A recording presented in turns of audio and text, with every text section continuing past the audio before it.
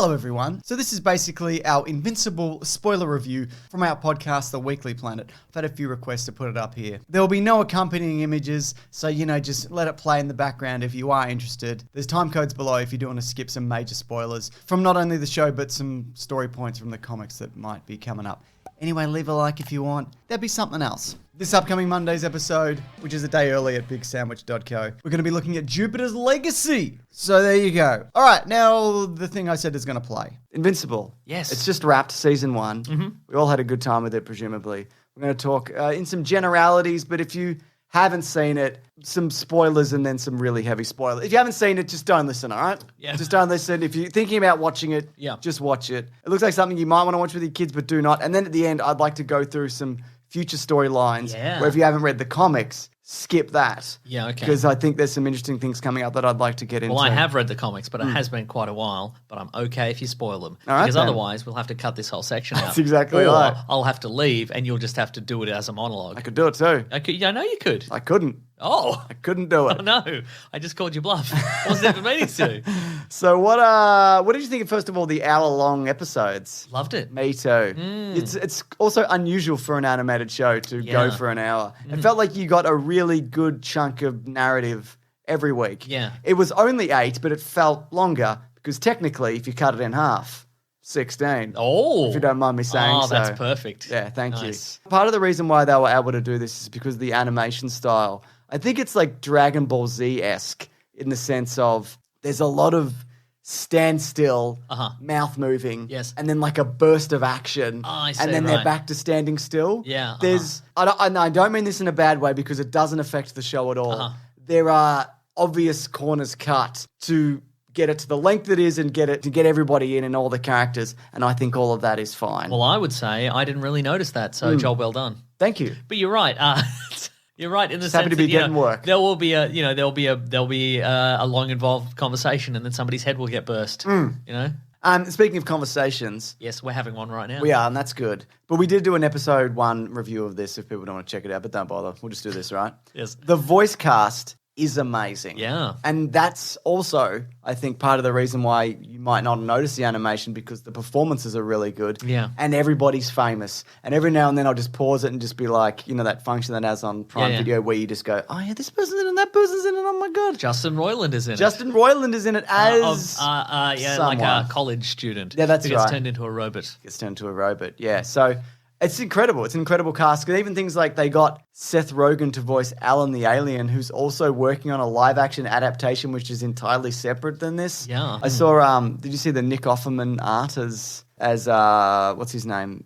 The Omni-Man. Oh, I didn't see that, no. That would be good. But what do you think about, what would you say to John Hamm as Omni-Man if they did that? Omni-Ham. Omni-Ham, exactly. I say yes. Yeah. I mean, you could cast him as any of those guys, Yeah, really, because they all kind of look like that. Sure. You know what I mean? Could you get J.K. Simmons as Omni-Man? He might be a bit old. But you could. There's a bunch of other people that you could get him at. You could Because he is the voice of Omni-Man. Yes, in the cartoon. You could get, I'd say he'd probably make a better Conquest. If you remember the character Conquest? Oh, yeah. He's like a bald, enormous guy with a robot arm. Yes. We'll talk about him later because Yeah. he's a character that shows up later. Or he could be the tailor. Yeah, he could be the tailor. The superhero Or costume even, tailor. or even Cecil. Yeah, okay. Yeah. Who do you think of this voice cast could simply be slotted into the live action Well, Mark version? Hamill is the tailor, so Yeah. I think that's fine. Yeah, I think you that put is him, also you fine. put him right in. I think Sandra Oh would be great as Yep. the mother. I think if Stephen Yeun was younger, definitely. Mm-hmm. But he's like 38. And even though he looks young, he doesn't look 17, so you couldn't do it. Let's Sandra, get Tom Holland. Let's Tom get Holland, perfect. No, Sandra Oh, yeah, definitely. Yeah. 100%. I think you could do Walton Goggins as Cecil. Yep. You'd have to shave his head, though. Yep, that's fine. Or the top and... Yep, definitely. Yeah. So what I also like about this is, again, this speaks to like why you wouldn't listen to this with your kids. Watch this with your kids. You can Don't listen listen to to it. No, don't listen to this with your kids. But people do. James is going to say a very bad word. That's right. right. It's Justice League-esque. Yep, sure. At the animated stuff. Yes. To start with. Like, it starts with a very generic, action, kind of heavy White House punch-up on the lawn. Yes, that's and true. it's fun and whatever. And the hero saved the day Yeah. in a nice, non-threatening way. But if you took all of those characters and replaced them with Justice League members, you couldn't tell. It's just the That's same. true. And there's not like an incredible amount of violence and gore until, and I guess we're just going to do spoilers now. Yeah. The twist at the end of the first episode. I was interested to see all the reactions we got from people who hadn't seen it before and didn't know anything about it when it takes that turn and Omni-Man just slaughters their version of the Justice League, the Guardians of the Globe. Is that different from the comic books? You've seen it recently. It is, yeah. I reread it recently. Yes, he kills them like instantly. There's no fight. He just does it. Yeah, that's right. I think they've powered him down slightly, or in this version, he is intentionally getting hit to make it look like that he was also attacked by something. Yeah, but in the comic books, he's on another level, in another league to everybody else. Yeah, it's not even close, including his own son. Exactly, which is also evident like later on.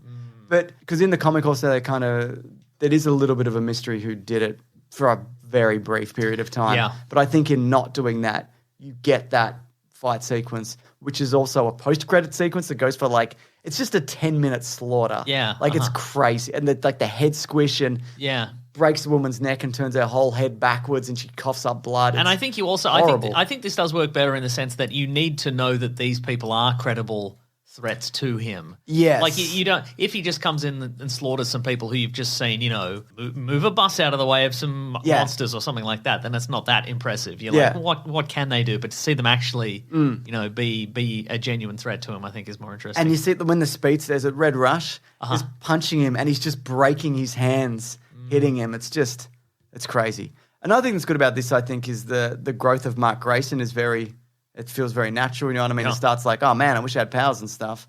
And then it slowly unfolds and he grows as a character and he makes mistakes, which is, again, also very in line with the comic. And he's constantly like, why am I doing this? I seem to kill a lot of people by accident, even when I do the right thing. Yeah. And then there's moments in this later in it where if you're in a superhero battle in the city and you get thrown through a building, you kill 400 people. Yeah. Just by accident. They're not empty buildings. Yeah. Right. It's the middle of the workday. Yeah. So. And again, that's more evident later on. But another thing I think is really good about this is, and I think it's mostly Jason Mantzoukas, basically the young Justice League. The teen team become the Guardians of the Globe. Mm-hmm. And that's a very fun dynamic. And also, they're not very good. No, it's true, yeah. And they get better, but there's moments where, for example, when they take on Machine Head, and who's like a local crime boss, and all these intergalactic threats that he's kind of taken on to protect himself, and it's just a bloodbath. Including Battle Beast. Yeah. It's just like weren't they a little toy you could get as a kid, the Battle Beasts? Were they? I think they were. I'm going to look it up while you continue talking. I thought he was invented specifically for this. Well. Yeah. Well. But yeah, it is odd that he has Battle Beast on his team, though, because Battle Beast is, you find out kind of as the series progresses, he's just roaming the galaxy just looking for somebody to fight who's like on his level. So yeah, it would be Battle weird. Beasts were a series of action figures that looked like that. Oh, yeah. He looks exactly like them. It's not dissimilar, is it? No, it's I don't think Battle Beast has an eye patch, though. No, but there's a variety of them. Hang on. Oh, yeah. Oh, they're not all lion men, though, are they? No, that's true. Who voices Battle Beast? Can't remember. Doesn't matter, does it? Doesn't matter. It matters to him. Yeah, it probably does, I guess. Shall I look it up? Nah. Great. I'll do it. You continue talking. All right. And I also think, and I think we talked about this when we talked about the comic in the book club that we did, bigsandwich.co, that the powers of the different characters and the costumes and the suits, they're all very unique, which is very hard to do because it feels like everything's been done. And even though this started in like 2003, every now and then, or not even every now and then, quite regularly, a new superhero will turn up or a villain who's got something that you haven't seen before. That's true. Or a twist on something that you have seen before. There's a guy who wears like a vest that has this Cthulhu-like demon tentacle monster in it. Yeah, maybe it's a portal. Maybe it's coming out of his body. We don't know. Yeah, and again, that's something that's elaborated on later, and that's just one of kind of many things that show up. Like, what's his name? The Jason Mantzoukas character. What's his name? His name is Rexplode. Rexplode. Yeah. I mean, that's essentially just Gambit, but he does like interesting stuff with it. You know what I mean? Battle Beast is portrayed by Michael Dorn. You'll know as Wolf. Well, I knew it was somebody that I knew. Well, everybody in this is somebody I know, I guess, yeah. And even like Monster Girl it's the Hulk, really. Yes, But the twist is that every time she uses it, she gets younger. So she's supposed to be 28, but she looks like 12 or whatever. So it's like It's like an affliction in a different way that the Hulk is, I guess. Yeah. I think also the character of Robot's really interesting, and we're just doing full spoilers, right? Yes. Where it's a guy who... Oh, don't spoil robot stuff. Just kidding. He's a deformed human being in a tube, but everyone thinks he's a robot because he's controlling them remotely. And then he clones Rexplode to have a human body. But in doing so, the original version of him is left. Yeah. And so it's a prestige situation. It really is, yeah. And then it's an upload your brain to a computer situation, except you haven't actually uploaded it. You've just copied it. Yeah, and then that was translated really well as well. I think it's more kind of... Is it more ominous in the comic as to who he is? I can't remember. Because it's kind of like hinted at that maybe he's a bad guy early on. Yeah, it is. I can't really remember. It is, yeah. Anyway, he has a whole journey, all those kind of things. And we're getting 2 more seasons of it. Yeah, well, that was the one thing I wanted to announce up top. They didn't just announce 1, they announced 2. And which is good because... It's a lot more series. There's so much more. Because how many issues of the comic? It's 130 odd, 140 odd. Do you think they could squeeze it all into 2 more seasons? No, I think that needs to be definitely not. So I think the decision needs to be made by us. Yeah. Which is, does Amazon just keep renewing this? Yes. I mean, I think they should, but do Amazon follow the playbook of Netflix in the sense that they do 2 or 3 seasons of something and then just cancel it no matter what? I think they've got so much money that they can just keep doing it. I think. Yeah. Then I think like they cancelled The Tick and I'm like, boo, I really like The Tick. Yes. But there's not a lot of stuff I can think of that I liked that has been cancelled. Jack Ryan. How many seasons of Jack Ryan have there been? 100 seasons. 100 seasons. Yeah, nice. That's enough time. And they're doing Jack Ryan Into the Spider-Verse where he meets all the other Jack Ryans. Whoa. That's right. But of course, again, the big twist. I want to get back to Omni-Man. Yeah. There's a few things that they do with that. Thank you. There's a few things they do with that character. He's one of the other Omni-Man from the Omni-Man verse. that I think are different from the comics that are good. You mentioned how he seems more unstable in this. Yes, and he seemed more like abusive in the sense that because he says it again in the finale. He's beating up Mark and he's like, "Why are you making me do this?" Which is not cool in my opinion. Not cool. You see like that he's just seething most of the time. Yeah. There's a moment where I think you again mentioned this where he hits Mark like quite hard early on, and he's like, "What the hell?" Yeah, but he seems more serene in the like in the comic books. He definitely seems like he's just doing a job, and none of this is affecting him in any way. Really. Yeah, but until of course the moment where he leaves after beating up his son. But that whole scene is way more brutal. But there's even little things in the comic books. No, in this is it with Mark? I think so. Yeah. Okay. I'll talk about why. But even things like when like the veil comes off. And his wife finds out that he murdered the Guardians of the Globe or whatever. You notice he stops walking. So in the house, earlier on he would walk around and he'd be in regular clothes and he just stands like a plank and just floats because he doesn't have to. Yeah, that's like true. He was only doing that as a means of fitting in, and it's kind of one of those, I think, little hints that's like he doesn't care. He's not like anybody else. You know what I mean? Mark starts doing that as well towards the end. He does, yeah. Is that because... It's easier?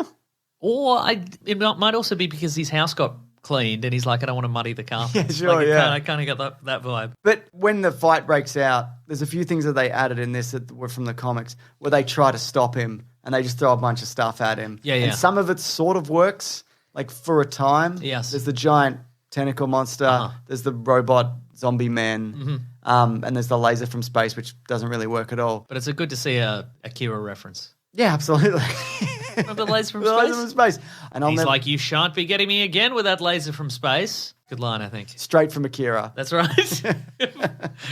But when he just starts killing people. Yeah. And that's not in the comic because in the comic, he doesn't go out of his way to murder people. Yeah. He just doesn't care. Yes. And there's a moment where Mark saves the pilot and he just like squashes his whole head just for to prove for a no point. reason. Yeah. And then the bit that everybody's been talking about is the train. Yeah, where he holds Mark up into an approaching train and pushes him through the entire train and kills everybody. Yeah.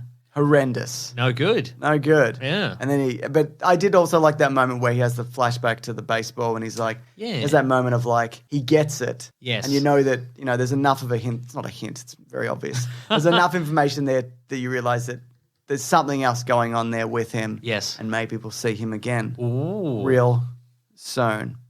Anyway, but then he had to go back to his home planet. Yeah, that's right. Poochie style. Bloop, bloop, bloop. Do you have anything else to say? Because I want to talk about the future stuff. Please. And this is, if you haven't read the comics, I would just skip this. There'll be a time code. Collins will put it in.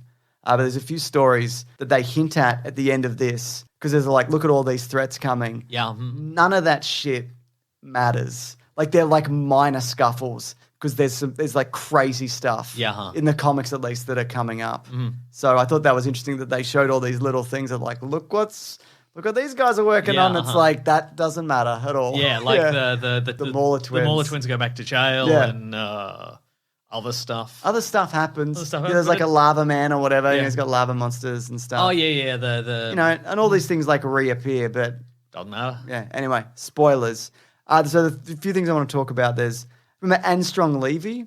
He's a guy, and he's basically gathered every parallel version of himself. Oh, that's right. And he's going to put all of them into his own mind. He's got all the information from across multiple dimensions and galaxies. And then as a result of that, Mark Grayson interferes and he kind of gets disfigured. Not kind of, he does. And then he blames everything on Invincible and he uses his intellect to target him specifically, even though it wasn't Invincible's fault. And then as a result of that, he starts the Invincible War where he just grabs all the different Invincibles from different timelines who are equally powerful as Mark, who gets stronger, every day, brings them to Earth, and they just fucking wreck shop. And it turns out as well that Mark in most dimensions is terrible. Like he took the turn and he's just and some have a mohawk. Nice. So that's one of the things, many things coming up. Another one is, I mentioned earlier, Conquest shows up, where the Viltrumites basically give Mark an ultimatum. They say, your father's left, we don't know where he is, which I'll talk about. You are now in charge of this planet. Yes. It is your job to take it over. And if you don't, we're going to come back, we're going to kill you, we're going to kill everybody else. So they send in Conquest, who's just this absolute fucking lunatic. He's not really about like the empire or expanding anything. He's just a murderer. Yeah. And he doesn't get often the chance to just murder a bunch of people. And there's just this insane knockdown, drag-out brawl between him and Invincible that is terrifying. It is. Yeah. Another one is you find out where his father goes. Doesn't he go to an insect planet? He goes to an insect planet, starts another family. Mark ends up having a brother. Yeah. Kid Omni-Man. Kid Omni-Man. And he starts off as like a Nightwing-esque character, but he has his own storyline and whatever. The sequids come back, those squid things. They're on Mars, I think they were in the in that sequence anyway. Dinosaurus shows up, who's like he's an environmentalist, but he's also a big red dinosaur. Yeah. And he's bad news, but he's also doing good stuff for the planet. There's also, they go into the future, they go into past. There's the alternate realities and time travel and the weird dimension where people age. A bunch of people get stuck in that, and it's crazy. There's so much stuff coming up that I've spoiled. So I hope you didn't listen to that. Oh, no. But again, I don't think people will probably remember because this will probably take 5, maybe 10 years to play out. And to be clear, the actual depiction of those things will be more interesting than you just saying. That is true, so I think even if you just heard that and you were spoiled, I think it'll be a bit of a treat to see it in animated form. I think there's also a very good chance that we don't see Omni-Man next season at all. Well, I'd say we probably will, right. But you could just not do that for another season if you didn't want to. That's true. But we'll see. What do you think we're going to get next season? Oh, and there's a huge war. There's a Viltrumite war. Yeah. In the whole galaxy's involved in. Yes. I forgot about that. That's like the biggest thing. Because they're sick to death of these guys. They're sick to death of these bloody guys running about with their mustaches causing bad news. Yeah. I feel like I've just talked at you this whole time. No, I apologize. Good, but I'm a good listener. Okay. Which comes across very well on a podcast, I think. I think he will. I think Invincible may have to.